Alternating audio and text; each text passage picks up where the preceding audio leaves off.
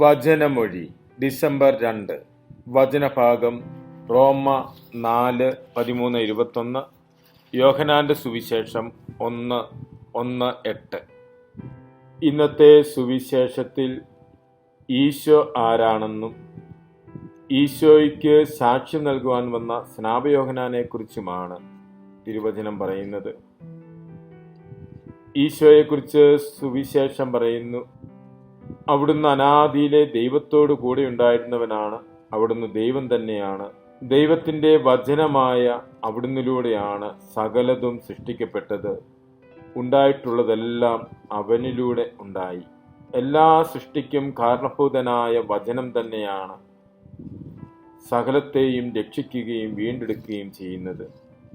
അതുകൊണ്ട് തന്നെ ഈശോ മിശിഹായിലൂടെ എല്ലാ മനുഷ്യർക്കും രക്ഷയുണ്ട്, വീണ്ടെടുപ്പുണ്ട് എന്ന സുവിശേഷമാണ് ഇന്ന് ലോകത്തോട് നമുക്ക് പറയുവാനുള്ളത്.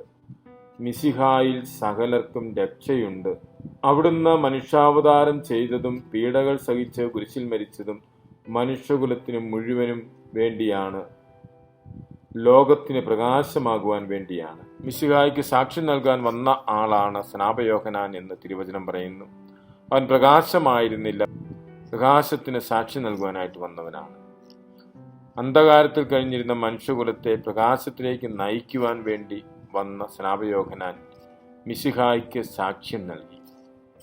സ്നാപയോഹന്നാൻ മിശിഹായിലേക്ക് ജനത്തെ ഒരുക്കിയത് തൻ്റെ വചനം കൊണ്ടും തൻ്റെ ജീവിത ശൈലി കൊണ്ടുമാണ്.